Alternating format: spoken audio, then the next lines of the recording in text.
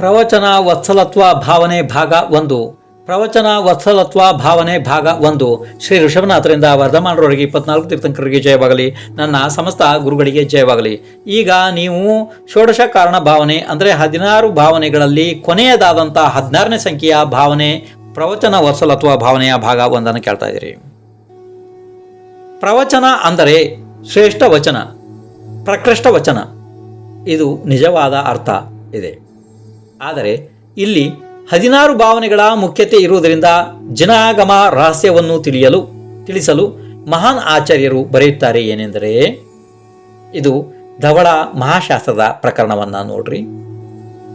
ಸಿದ್ಧಾಂತ 12 ಅಂಗದ ಹೆಸರು ಪ್ರವಚನ ಇದೆ. ಇದರ ಮೇಲೆ ಶ್ರದ್ಧೆ ಇಡುವ ದೇಶವೃತಿ, ಮಹಾವೃತಿ ಮತ್ತು ಅಸಂಯತ ಸಮ್ಯಕ್ ದೃಷ್ಟಿಯನ್ನು ಪ್ರವಚನ ಎಂದಿದ್ದಾರೆ. ಇದು ನಿಮಗೆ ಒಂದೇ ಸರ್ತಿಗೆ ಅರ್ಥ ಆಗಂಗೆ ನನಗೆ ಯಾಕೋ ಕಾಣ್ತಾ ಇಲ್ಲ.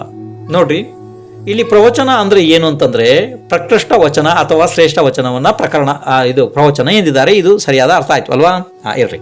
ಆದರೆ ಇಲ್ಲಿ ಆ ರೀತಿ ಆಗ್ತಾ ಇಲ್ಲ.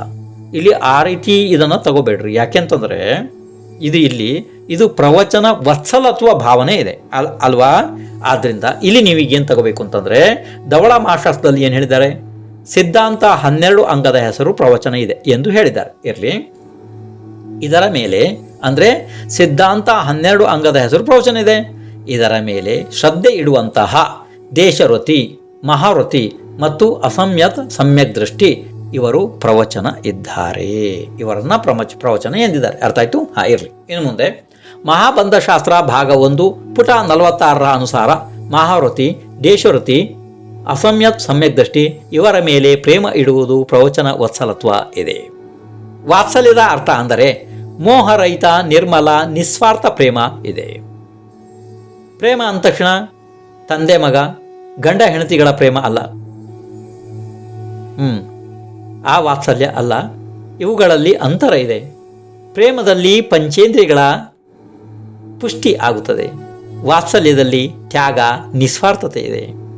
ಪ್ರೇಮವು ಪ್ರತಿ ಉಪಕಾರವನ್ನು ಅಪೇಕ್ಷಿಸುತ್ತದೆ, ಆದರೆ ವಾತ್ಸಲ್ಯದಲ್ಲಿ ಅದು ಇಲ್ಲ. ಪ್ರೇಮವು ಕುರುಡು ಇದೆ, ವಾತ್ಸಲ್ಯ ಪ್ರಕಾಶಪುಂಜ ಇದೆ. ಪ್ರೇಮದಲ್ಲಿ ಅಶಾಂತಿ, ಅತೃಪ್ತಿ ಇರುತ್ತದೆ, ವಾತ್ಸಲ್ಯದಲ್ಲಿ ಶಾಂತಿ, ತೃಪ್ತಿ ಇರುತ್ತದೆ. ವಾತ್ಸಲ್ಯ ಆತ್ಮನ ಸಮ್ಯಕ್ ದರ್ಶನ ಗುಣದ ಪರ್ಯಾಯ ಇದೆ. ವಾತ್ಸಲ್ಯ ತತ್ಕಾಲ ಜನಿಸಿದ ಕರುವಿನ ಮೇಲೆ ಹಸಿವಿಗೆ ಇರುವಂತೆಯೇ ಪವಿತ್ರ, ನಿಸ್ವಾರ್ಥ ಇರುತ್ತದೆ. ಸಾಮಾನ್ಯವಾಗಿ ಒಂದು ಉದಾಹರಣೆ. ಒಂದು ಸಾರಿ ದುರ್ಯೋಧನನನ್ನು ಗಂಧರ್ವರು ಬಂಧಿಸಿದರು. ಆವಾಗ ಧೃತರಾಷ್ಟ್ರನು ಮಗನನ್ನು ಬಿಡಿಸಲು ಅಂದರೆ ದುರ್ಯೋಧನನನ್ನು ಬಿಡಿಸಲು ಧರ್ಮರಾಜನಿಗೆ ನಿವೇದಿಸಿದನು. ಆವಾಗ ಧರ್ಮರಾಜ ಭೀಮನಿಗೆ ಆದೇಶಿಸಿದ. ಆದರೆ ಭೀಮ ಅತಿ ಸಿಟ್ಟಿನಿಂದ, ಯಾಕೆಂದರೆ ಅತಿ ಅಪಕಾರ ಮಾಡಿರುವಂತಹ ದುರ್ಯೋಧನನನ್ನು ನಾನು ಬಿಡಿಸುವುದಿಲ್ಲ ಎಂದು ಹೇಳಿಬಿಟ್ಟ. ಆವಾಗ ಅರ್ಜುನನಿಗೆ ಆದೇಶ ಮಾಡಿದಾಗ ಅರ್ಜುನ ಹೋಗಿ ಬಿಡಿಸಿಕೊಂಡು ಬಂದ. ಅಂದರೆ ಇಲ್ಲಿ ಏನಿದೆ ಅಂತಂದರೆ, ಶತ್ರುಗಳಿಗೂ ಕೂಡ ಉಪಕಾರ ಮಾಡುವುದು, ಇದು ಎಷ್ಟು ದೊಡ್ಡ ವಾತ್ಸಲ್ಯ ಇದೆ ಅಲ್ವೇ? ಇನ್ನು ಮುಂದೆ ಒಂದು ಸಲ ರಾಮ, ಲಕ್ಷ್ಮಣ, ಸೀತೆ ವನದಲ್ಲಿ ವಿಹಾರ ಮಾಡುತ್ತಾ ವಂಶಸ್ಥಲ ಪರ್ವತದ ಪಕ್ಕದ ದ್ಯುತಿ ನಗರಕ್ಕೆ ಹೋಗಿಬಿಟ್ರು. ಅಲ್ಲಿ ಒಂದು ದೊಡ್ಡ ಸಮಸ್ಯೆಯನ್ನು ತಿಳಿದುಬಿಟ್ರು ಅವರು. ಏನು ಅಂತಂದರೆ, 3 ದಿನದಿಂದ ಪರ್ವತದ ಮೇಲೆ ರಾತ್ರಿ ಸಮಯದಲ್ಲಿ ಭಾರಿ ದೊಡ್ಡ ಶಬ್ದ ಆಗುತ್ತದೆ. ಆ ಶಬ್ದವನ್ನು ಕೇಳಿ ತಡ್ಕೊಳ್ಳಿಕ್ಕೆ ಸಾಧ್ಯ ಇಲ್ಲ, ಕಿವಿ ಒಡೆದು ಹೋಗಬೇಕು ಅಂತ ಶಬ್ದ ಬರ್ತದೆ ಅಂತ ಹೇಳಿ ದಿನದಲ್ಲಿ ಅಲ್ಲಿ ಕೆಲಸ ಮಾಡಿ ರಾತ್ರಿಯ ಸಮಯದಲ್ಲಿ ಅಲ್ಲಿಂದ ಊರು ಬಿಟ್ಟು ಹೋಗ್ತಾ ಇದ್ರು ಅಲ್ಲಿಯ ಊರಿನವರು. ಇದನ್ನು ತಿಳಿದಂತಹ ರಾಮ, ಲಕ್ಷ್ಮಣ, ಸೀತೆ ವಾತ್ಸಲ್ಯ ಭಾವದಿಂದ ಆ ಪರ್ವತದ ಮೇಲೆ ಹೋದರು. ರಾತ್ರಿಯೆಲ್ಲ ಅಲ್ಲೇ ಏನಾಗ್ತದೆ ನಾವು ನೋಡಬೇಕು ಎನ್ನುವಂತಹ ಕುತೂಹಲದಿಂದ ಹೋಗ್ಬಿಟ್ರು. ಆವಾಗ ಆ ಪರ್ವತದ ಮೇಲೆ 2 ಜನ ಮಹಾಮುನಿಗಳು ತಪದಲ್ಲಿ ಕುಳಿತಿದ್ದಾರೆ. ಅವರಿಗೆ ಘೋರ ಉಪಸರ್ಗ ಆಗ್ತದೆ. ಸರ್ಪ, ಚೇಳು ಮೈಮೇಲೆ ಹರಿದಾಡುತ್ತಿದ್ದಾವೆ. ಭಾರಿ ದೊಡ್ಡ ಘರ್ಜನೆ ಕರ್ಕಶ ಸ್ವರದಿಂದ ಆಗ್ತಾ ಇದೆ. ಅಗ್ನಿಪ್ರಭ ಎನ್ನುವಂತಹ ದೇವ ಇವರ ಮೇಲೆ ಬಹಳ ದೊಡ್ಡ ಉಪಸರ್ಗ ಮಾಡ್ತಾ ಇದ್ದಾನೆ. ಇದನ್ನು ನೋಡಿದಂತಹ ರಾಮ ಲಕ್ಷ್ಮಣರು ಬಿಲ್ಲು ಬಾಣವನ್ನು ತೆಗೆದು ನಿಂತರು. ಅದನ್ನು ನೋಡಿದಂತಹ ಈ ಅಗ್ನಿಪ್ರಭ ದೇವ ಗಡಗಡ ನಡುಗೋದಿಕ್ಕೆ ಪ್ರಾರಂಭ ಮಾಡ್ದ. ಅವನು ತಿಳಿದು ಬಿಟ್ಟ, ಇವರು ಈ ಕಾಲಖಂಡದ ಬಲರಾಮ ಮತ್ತು ನಾರಾಯಣ ಪದವೀಧರರು ಇದ್ದಾರೆ, ಇವರ ಮುಂದೆ ನನ್ನ ಯಾವ ಆಟವೂ ನಡೆಯುವುದಿಲ್ಲ ಎಂದು ತಿಳಿದು ಹೆದರಿ ಆ ಅಗ್ನಿಪ್ರಭ ದೇವ ಅಲ್ಲಿಂದ ಓಡಿ ಹೋಗಿಬಿಟ್ಟ. ಆವಾಗ ರಾಮ ಲಕ್ಷ್ಮಣ ಸೀತೆ 3 ಜನ ಮುನಿಗಳಿಗೆ ಚಂದನ ಆದಿ ದ್ರವ್ಯಗಳಿಂದ ಆ ಎಲ್ಲ ಶರೀರವನ್ನು ಅಂದರೆ ಸ್ವಚ್ಛ ಮಾಡಿ ಆ ಚೇಳು ಇದನ್ನೆಲ್ಲ ತೆಗೆದು ಬಿಸಾಡಿ, ಆ ಕಡೆ ಅವನು ದೂರ ಬಿಸಾಡಿ ಎಲ್ಲ ಮಾಡಿ ಶರೀರದ ಮೇಲೆ ಚಂದನ ಆದಿಗಳನ್ನು ಲೇಪನೆ ಮಾಡಿ ಎಲ್ಲ ಭಕ್ತಿ ಮಾಡೋದಕ್ಕೆ ಪ್ರಾರಂಭ ಮಾಡಿದರು. ಮುನಿಗಳ ಉಪಸರ್ಗ ದೂರ ಆಯಿತು. ಆವಾಗ ಇಬ್ಬರು ಮುನಿಗಳ ಮನಸ್ಸು ಕೂಡ ಶಾಂತ ಆಯಿತು. ಶಾಂತ ಚಿತ್ತರಾದ ಮಹಾಮುನಿಗಳು ಅವರಿಬ್ಬರು ಕೂಡ ಇಬ್ಬರ ಪರಿಣಾಮ ಕೂಡ ಈಗ ಕ್ಷಪಕ ಕ್ಷೇಣಿ ಆರೋಹಣ ಆಗಿ ಹೋಯಿತು. ಕ್ಷಪಕ ಕ್ಷೇಣಿ ಒಳಗಡೆ ಕರ್ಮಗಳನ್ನು ನಾಶ ಮಾಡ್ತಾ 10ನೇ ಗುಣಸ್ಥಾನದಲ್ಲಿ ಮೋನಿಯ ಕರ್ಮ ನಾಶ ಮಾಡಿ 12ನೇ ಗುಣಸ್ಥಾನದಲ್ಲಿ ಜ್ಞಾನವರ್ಣೀಯ ದರ್ಶನಾವರ್ಣೀಯ ಅಂತರಾಯವನ್ನು ನಾಶ ಮಾಡಿ ಇಬ್ಬರಿಗೂ ಕೇವಲ ಜ್ಞಾನ ಆಗಿ ಹೋಯಿತು. ಇಬ್ಬರು ಕೇವಲಿಗಳು ಆದರು. ಈಗ ಅವ್ರು ಯಾರು ಕೇವಲಿ? ಅವರು ದೇಶಭೂಷಣ ಕುಲಭೂಷಣ ಕೇವಲಿಗಳು ಆಗಿಬಿಟ್ರು. ಆ ಕೇವಲ ಜ್ಞಾನ ಆದ ತಕ್ಷಣವೇ 4 ಪ್ರಕಾರದ ದೇವತೆಗಳು ಎಲ್ಲ ಕಡೆಯಿಂದ ಬರೋದಕ್ಕೆ ಪ್ರಾರಂಭ ಮಾಡಿದರು. ಆಕಾಶ ಎಲ್ಲ ತುಂಬಿ ಹೋಯಿತು ವಿಮಾನಗಳಿಂದ. ಅಷ್ಟು ಕಡೆಯಿಂದ ಎಲ್ಲ ಕಡೆಯಿಂದ ದೇವತೆಗಳು ಬರೋದಕ್ಕೆ ಪ್ರಾರಂಭ ಮಾಡಿದರು. ದೇವತೆಗಳು ಬಂದು ಅಂತರ್ಮೂರ್ತದೊಳಗಡೆ ಗಂಧಕುಟಿಯ ರಚನೆ ಮಾಡಿಬಿಟ್ರು. ಎಷ್ಟು ವಿಶೇಷವಾದ ಘಟನೆಗಳಲ್ವಾ? ಗಂಧಕುಟಿ ರಚನೆ ಆಯಿತು. ಆವಾಗ ದೇಶಭೂಷಣ ಕುಲಭೂಷಣ ಕೇವಲಿಗಳ ದಿವ್ಯಧ್ವನಿ ಹೊರಡೋದಕ್ಕೆ ಪ್ರಾರಂಭ ಆಯಿತು. ಆ ದಿವ್ಯಧ್ವನಿಯಿಂದ ಆ ಸಮಯದಲ್ಲಿ ಅಸಂಖ್ಯ ಜೀವಗಳ ಕಲ್ಯಾಣ ಆಯಿತು. ಆ ದಿವ್ಯಧ್ವನಿಯಿಂದಲೇ ಗೊತ್ತಾಯಿತು ಈ ಕಾಲಖಂಡದ ಇವರು ಯಾರು ಬಲರಾಮ ಮತ್ತು ನಾರಾಯಣ ಪದವೀಧರರಿದ್ದಾರೆ, ಮತ್ತು ರಾಮ ಚರಮ ಶರೀರಿ ಇದ್ದಾನೆ, ಇದೇ ಭಾವದಲ್ಲಿ ಮೋಕ್ಷಕ್ಕೆ ಹೋಗುವವನಿದ್ದಾನೆ. ಇದೆಲ್ಲ ಅದೇ ಸಮಯದಲ್ಲಿ ಅವರ ದಿವ್ಯಧ್ವನಿಯಿಂದ ತಿಳಿದು ಬಂತು. ಇದು ನೋಡಿ, ಎಲ್ಲ ಊರು ಮನುಷ್ಯರು ಎಲ್ಲನೂ ಬಿಟ್ಟು ಓಡಿ ಹೋಗ್ತಿರ್ಬೇಕಿದ್ರೆ ಎಲ್ಲಿಂದನೋ ಬಂದಂತಹ ರಾಮ ಲಕ್ಷ್ಮಣ ಸೀತೆ ಗುಡ್ಡದ ಮೇಲೆ ಹೋಗಿ ಅವರ ಮುನಿಗಳ ಉಪಸರ್ಗವನ್ನು ನಿವಾರಣೆ ಮಾಡಿ ಎಷ್ಟೊಂದು ದೊಡ್ಡ ಕೀರ್ತಿಯನ್ನು ಸಂಪಾದಿಸಿದರು, ಎಷ್ಟು ಪುಣ್ಯವನ್ನು ಸಂಪಾದಿಸಿದರು, ಎಷ್ಟು ಜೈನ ಧರ್ಮದ ಪ್ರಭಾವನೆಯನ್ನು ಎಷ್ಟು ಮಾಡಿದರು, ಮನುಷ್ಯರ ಮೇಲೆ ಎಷ್ಟೊಂದು ಪ್ರಭಾವ ಬಿತ್ತು. ಇದು ಎಷ್ಟು ದೊಡ್ಡ ವಾತ್ಸಲ್ಯ ಅಂಗ ಅಲ್ಲವೇ? ಇದು ಎಷ್ಟು ದೊಡ್ಡ ಪ್ರವಚನ ವತ್ಸಲತ್ವ ಭಾವನೆ ಇದೆ ಅಲ್ವೇ? ಇನ್ನು ಮುಂದೆ ಇನ್ನೊಂದು ಘಟನೆ ಕೇಳ್ರಿ. ಇದು ಕೂಡ ಬಹಳ ಬಹಳ ಮಹತ್ವಪೂರ್ಣ ಘಟನೆ. ಅಂದರೆ ವಾತ್ಸಲ್ಯ, ಸಾಧರ್ಮಿ ವಾತ್ಸಲ್ಯ ಹೇಗೆ ಇರುತ್ತದೆ ಜೀವದಲ್ಲಿ ಅನ್ನೋದ್ರ ಬಗ್ಗೆ ಇದು ಅತಿ ಪ್ರಸಿದ್ಧವಾದಂತಹ ಘಟನೆ. ಇದನ್ನು ನೀವು ಅನೇಕ ಸಾರಿ ಬೇರೆ ಬೇರೆ ಪ್ರಕರಣಗಳಲ್ಲಿ ಕೇಳಿದ್ದೀರಿ. ಇದು ವಿಷ್ಣುಕುಮಾರ್ ಮುನಿರಾಜರ ಕತೆ. ರಕ್ಷಾಬಂಧನ ಪರ್ವ ಪ್ರಾರಂಭ ಆಯ್ತಲ್ಲ ಅದರದ್ದು. ಈಗ ಕೇಳ್ರಿ ವಿಷಯ ಇದರದ್ದು ಪ್ರಾರಂಭ ನೋಡಿ. ಇನ್ನೊಂದು ವಿಷಯ ಇದರೊಳಗೆ ನಾನು ಹೇಳೋದು ಮರ್ತೆ ನಿಮಗೆ. ಇದರೊಳಗಡೆ ಇನ್ನೊಂದು ವಿಷಯ ಹೇಳ್ತೀನಿ ನಾನು, ಯಾಕೆಂದರೆ ಅದು ಮತ್ತೆ ಅಲ್ಲಿಗೆ ಹೊಂದುವುದಿಲ್ಲ. ಈ ರಾಮನ ಇನ್ನೊಂದು ವಿಷಯ ಹೇಳ್ತೀನಿ, ಭಾಳ ಅದು ನನಗೆ ಮರ್ತೋಗಿತ್ತು ನೋಡಿ. ಸಮ್ಯಕ್ ದೃಷ್ಟಿ ಧರ್ಮಾತ್ಮ ಸಾಮಂತರಾಜನಾದ ವಜ್ರಕರ್ಣನಿಗೆ ಬಂದಂತಹ ಘೋರ ಆಪತ್ತನ್ನು ದೂರ ಮಾಡಿ ಈ ರಾಮ ಲಕ್ಷ್ಮಣ ದೂರ ಮಾಡಿದರು. ಮಿಥ್ಯಾದೃಷ್ಟಿ, ದೊಡ್ಡ ಮಿಥ್ಯಾದೃಷ್ಟಿ, ಕ್ರೂರ ಸ್ವಭಾವಿಯಾದಂತಹ ಸಿಂಹೋದರ ರಾಜನನ್ನು ದಂಡಿಸಿ ನಂತರ ಅವನನ್ನು ಕ್ಷಮಿಸಿ ವಜ್ರಕರ್ಣ ಮತ್ತು ಸಿಂಹೋದರರು ಪರಸ್ಪರ ಸ್ನೇಹಿತರಾಗುವಂತೆ ಮಾಡಿ ಎಷ್ಟು ದೊಡ್ಡ ಧರ್ಮದ ಪ್ರಭಾವನೆ ಮಾಡಿ ಧರ್ಮ ಉಳಿಸಿದ್ರು ಅಲ್ವಾ ರಾಮ ಲಕ್ಷ್ಮಣ ಸೀತೆ. ಇದು ಪ್ರವಚನ ವತ್ಸಲತ್ವ ಇದೆ, ವಾತ್ಸಲ್ಯ ಇದೆ ಅಲ್ವಾ. ಇನ್ನು ಮುಂದೆ ಇನ್ನೊಂದು ಘಟನೆ, ಈಗ ಅಂದರೆ ವಿಷ್ಣುಕುಮಾರ್ ಮುನಿರಾಜರ ಘಟನೆಯನ್ನು ಹೇಳಲಾಗ್ತದೆ. ಮಿಥಿಲಾ ನದಿಯ ಹೊರ ಉದ್ಯಾನದಲ್ಲಿ ಶ್ರುತಸಾಗರ ಮಹಾಮುನಿರಾಜರು ತಪದಲ್ಲಿ ನಿರತರಾಗಿದ್ದರು. ಅದು ರಾತ್ರಿ ಸಮಯ ಇತ್ತು. ರಾತ್ರಿ ಸಮಯದಲ್ಲಿ ಶ್ರುತಸಾಗರ ಮುನಿರಾಜರು ಧ್ಯಾನಸ್ಥರಾಗಿದ್ದರು, ಧ್ಯಾನ ಮಾಡ್ತಾ ಇದ್ರು. ಧ್ಯಾನ ಮುಗಿದ ನಂತರ ಅವರು ಕಣ್ಣು ಬಿಟ್ಟು ಆಕಾಶದ ಕಡೆಗೆ ಗಮನ ಹರಿಸಿದರು, ಅಂದರೆ ಕಣ್ಣೋಟವನ್ನು ಆಕಾಶದ ಕಡೆಗೆ ಹಾಕಿದರು. ಆ ಸಮಯದಲ್ಲಿ ಶ್ರವಣ ನಕ್ಷತ್ರ ಕಂಪಾಯಮಾನ ಆಗ್ತಿತ್ತು, ಅಂದರೆ ನಡುಗ್ತಾ ಇತ್ತು. ಅದನ್ನು ನೋಡಿಬಿಟ್ರು ಈ ಶ್ರುತಸಾಗರ ಮುನಿರಾಜರು. ಅದನ್ನು ನೋಡಿದ ತಕ್ಷಣವೇ ಅವರ ಬಾಯಿಯಿಂದ ಅವರಿಗೆ ಗೊತ್ತಿಲ್ಲದಾಗಿ ಹಾಯ್ ಹಾಯ್ ಅಯ್ಯೋ ಅಯ್ಯ ಹಾಯ್ ಹಾಯ್ ಶಬ್ದ ಹೊರಗಡೆ ಬಂತು. ಆವಾಗ ಅವರ ಪಕ್ಕದಲ್ಲಿಯೇ ಪುಷ್ಪದಂತ ಎನ್ನುವಂತಹ ವಿದ್ಯಾಧರ ಶುಲ್ಕರು ಇದ್ದರು. ಆ ಪುಷ್ಪದಂತ ಶುಲ್ಕರು ಅವರಿಗೆ ಬಹಳ ಆಶ್ಚರ್ಯ ಆಯಿತು. ಮತ್ತೆ ಒಂದು ರೀತಿ ಏನೋ ಅನಿಸಿಬಿಡ್ತು. ಆ ತಕ್ಷಣ ನಮ್ಮ ಗುರುಗಳು ಯಾವತ್ತೂ ಈ ರೀತಿ ಮಾಡೋದಿಲ್ಲಲ್ಲ, ಏನೋ ದೊಡ್ಡ ಅನಾಹುತ ಆಗಿರಬೇಕು, ಏನೋ ಘಟನೆ ಆಗಿರಬೇಕು, ಅಯ್ಯೋ ಏನಾಯಿತು ಮುನಿರಾಜರೇ, ಏನಾಯಿತು ಗುರುದೇವ ಅಂಥೇಳಿ ಹತ್ತಿರ ಹೋಗಿ ಕೇಳಿದ್ರು ಪುಷ್ಪದಂತ ಶುಲ್ಕರು. ಆವಾಗ ಶುದ್ಧಸಾಗರ ಮುನಿರಾಜರು ನಿಮಿತ್ತ ಜ್ಞಾನಿ ಇದ್ದರು. ಅವರಿಗೆ ನಿಮಿತ್ತದಿಂದ ಇದು ತಿಳುವಳಿಕೆಗೆ ಬಂತು. ಏನು ಅಂತಂದರೆ, ಹಸ್ತಿನಾಪುರದಲ್ಲಿ ಅಕಂಪನಾಚಾರ್ಯ ಮುನಿರಾಜರ 700 ಮುನಿಗಳ ಸಂಘದ ಮೇಲೆ ಘೋರ ಉಪಸರ್ಗ ನಡೀತಾ ಇದೆ. ಆವಾಗ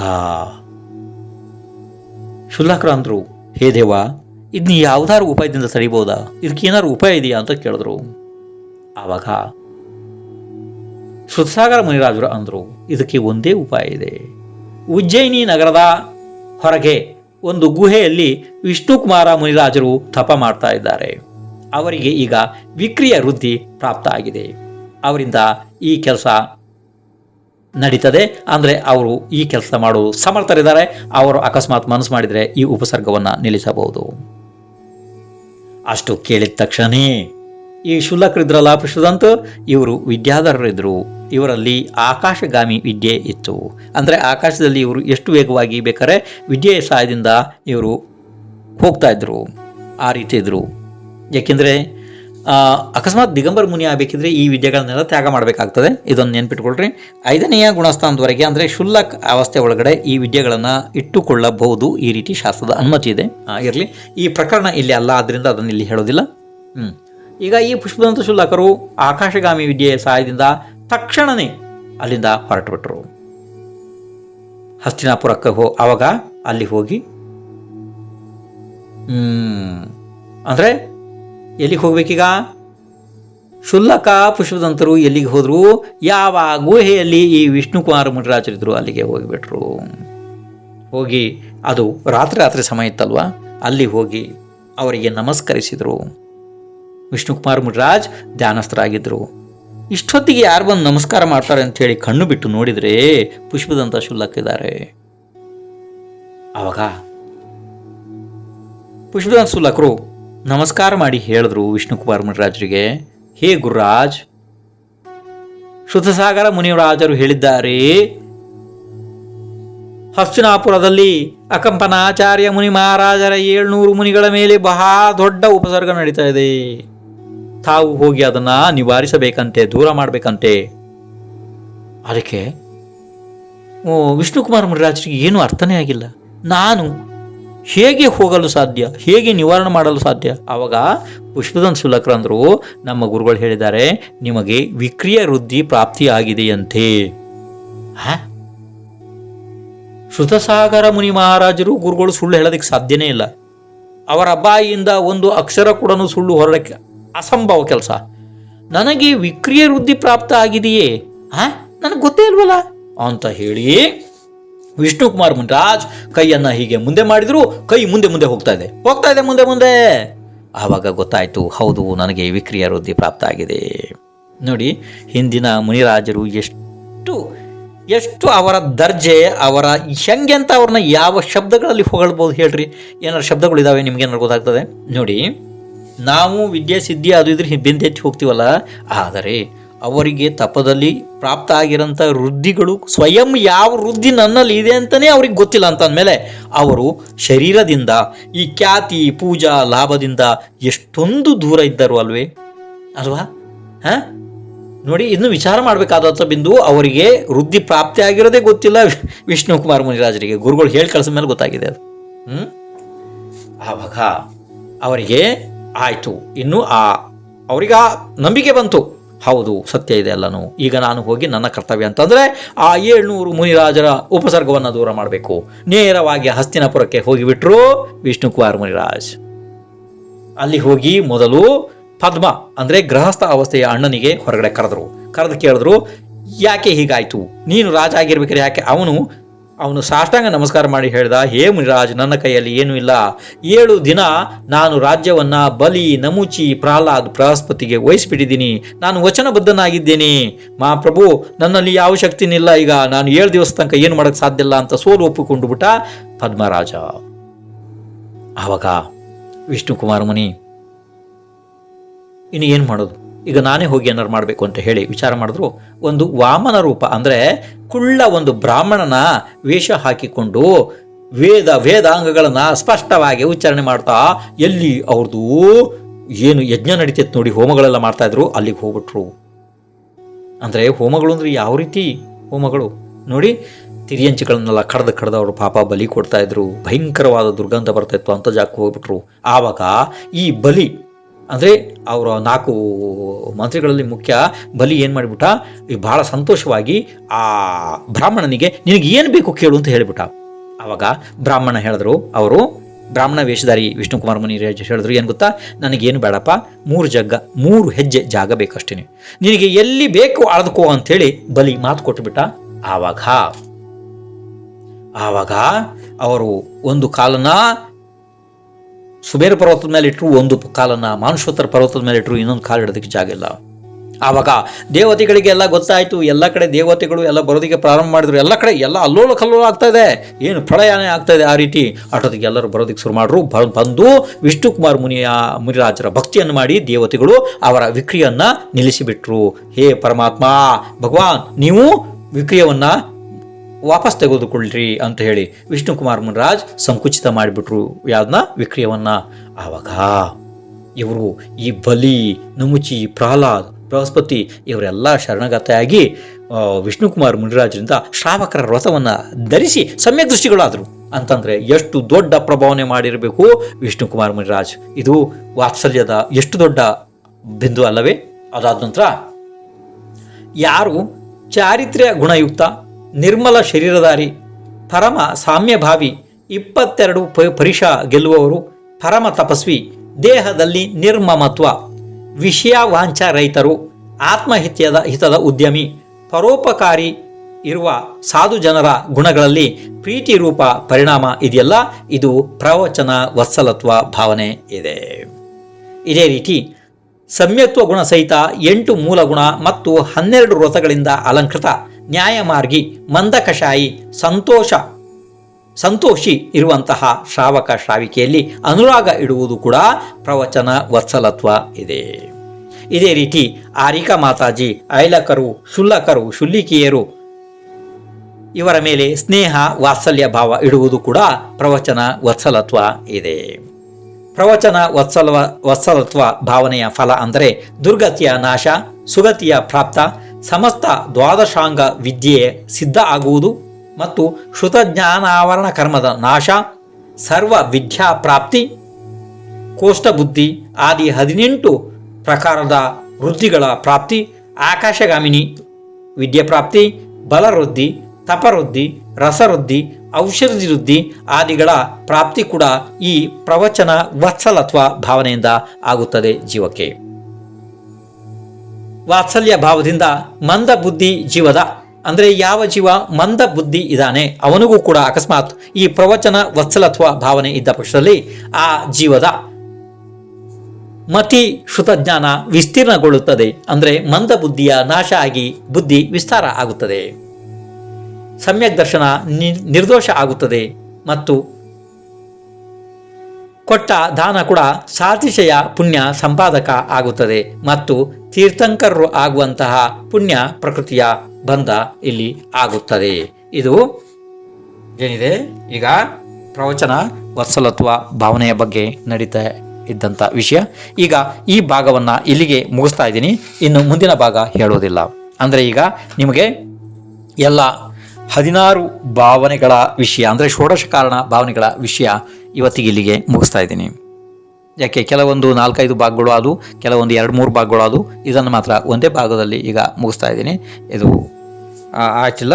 ಇನ್ನು ಇದನ್ನು ಈಗ ನೀವು ಒಂದೇ ಭಾವನೆಯನ್ನು ನೀವು ಕೇಳಬೇಕಿದ್ರೆ ಕೆಲವೊಂದು 4-5 ಭಾಗಗಳನ್ನು ಕೇಳಬೇಕಾಗ್ತದೆ. ಒಂದೇ ಭಾಗ ಕೇಳಿದ್ರೆ ನಿಮಗೇನು ಗೊತ್ತಾಗೋದಿಲ್ಲ. ಆಯ್ತಪ್ಪ, ಇರಲಿ. ಇನ್ನು ಮುಂದಿನ ವಿಷಯ ಮುಂದೆ ನೋಡೋಣ. ಶ್ರೀ ಋಷಭನಾಥರಿಂದ ವರ್ಧಮಾನರವರಿಗೆ 24 ತೀರ್ಥಂಕರರಿಗೆ ಜಯವಾಗಲಿ. ನನ್ನ ಸಮಸ್ತ ಗುರುಗಳಿಗೆ ಜಯವಾಗಲಿ. ಶಾಸ್ತ್ರ ಬರೆದಂತಹ ಅಂದರೆ ನನಗೆ ಇದಕ್ಕೆ ಅನುಕೂಲ ಆಗುವಂತೆ ನನಗೆ ಉಪಕಾರ ಮಾಡಿದ ಮಹಾಶಾಸ್ತ್ರಗಳಿಗೆ ಎಲ್ಲ ನಾನು ಇಲ್ಲಿಂದ ಸಾಷ್ಟಾಂಗ ನಮಸ್ಕರಿಸುತ್ತೇನೆ. ಮತ್ತು ಇದನ್ನು ಶಾಸ್ತ್ರಗಳನ್ನು ಬರೆದಂಥ ಎಲ್ಲ ಗುರು ಮಹಾರಾಜರಿಗೆ ಸಾಷ್ಟಾಂಗ ನಮಸ್ಕರಿಸುತ್ತೇನೆ. ವಿದ್ಯಾಭೂಷಣ್ ಮಹಾರಾಜರ ಆ್ಯಪ್ ಅನ್ನು ಡೌನ್ಲೋಡ್ ಮಾಡಿಕೊಳ್ಳಲು ಪ್ಲೇಸ್ಟೋರ್ ಅನ್ನು ಓಪನ್ ಮಾಡಿ ಹಾಗೂ ಟೈಪ್ ಮಾಡಿ ವಿದ್ಯಾಭೂಷಣ್ ಮಹಾರಾಜ್. ಮಹಾರಾಜರ ಫೋಟೋ ಕಾಣಿಸುತ್ತೆ, ಅದರ ಮೇಲೆ ಕ್ಲಿಕ್ ಮಾಡಿಕೊಳ್ಳಿ ಹಾಗೂ ಆ್ಯಪ್ ಅನ್ನು ಇನ್ಸ್ಟಾಲ್ ಮಾಡಿಕೊಳ್ಳಿ ಹಾಗೂ ನಿಮಗೆ ಬೇಕಾದ ಶಾಸ್ತ್ರದ ಸ್ವಾಧ್ಯಾಯವನ್ನು ಆಡಿಯೋ ಮೂಲಕ ಕೇಳಿ ತಿಳಿದುಕೊಳ್ಳಿ. ಯೂಟ್ಯೂಬ್ ಚಾನಲ್ ಅನ್ನು ಸಬ್ಸ್ಕ್ರೈಬ್ ಮಾಡಿ, ಲೈಕ್ ಮತ್ತು ಶೇರ್ ಮಾಡಿ.